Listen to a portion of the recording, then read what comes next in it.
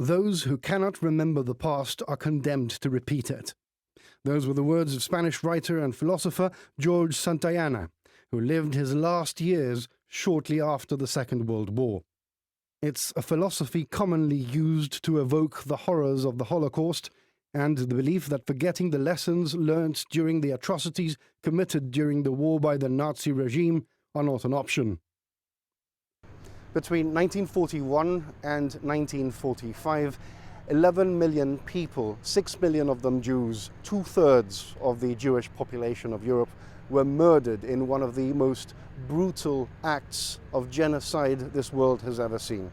Today, on World Holocaust Memorial Day, the 75th anniversary of the liberation of the death camps, we hear the voices of the survivors.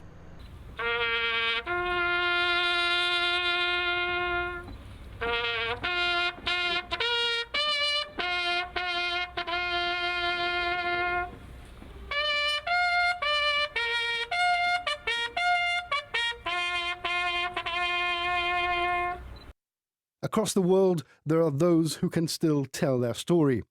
Among them, some 700 children who survived the Holocaust and were adopted by the British government in 1944. One of those is Eric Hirsch, a regular visitor to Gibraltar, who this year is 91 years old and currently in Auschwitz retelling his story. Today, at the Gibraltar commemoration, his daughter Susie continues his legacy. My father thinks that all the work he does in going around and telling his story still, because he works, he does a lot of talks, hopefully spreading the word. He hopes it will avoid these things happening again, so that the story still remains. But unfortunately, the Holocaust survivors are very old now, and it's to be hoped that their children will pass on the stories and that we'll all keep it, the stories going so it doesn't happen again. As a community, Gibraltar holds the story of the Holocaust close to its heart. Every year, a group of school children make the trip to one of the most infamous death camps in Poland, the site of over 1 million murders.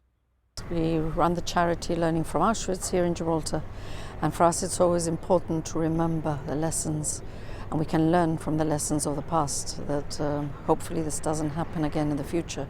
And it's important to commemorate and remember, particularly for our youth, and to educate them on what had happened in the camps and in the Holocaust. Well, I think it's very important to remember the Holocaust, especially in today's rather frightening scenario where we have anti-Semitism and racism very alive in the Western world. I speak from the point of view of Learning from Auschwitz. We come from the point of view that never again is a concept which is very important now. And we seek to both honor and respect the Holocaust Memorial by using the story as a way to teach lessons of the past for today. Indeed, it's a very important day. It is very important that we all remember this day. 11 million people were eliminated in Auschwitz and Birkenau, and it's very important for the Jews and everybody else who was wiped off the face of this earth.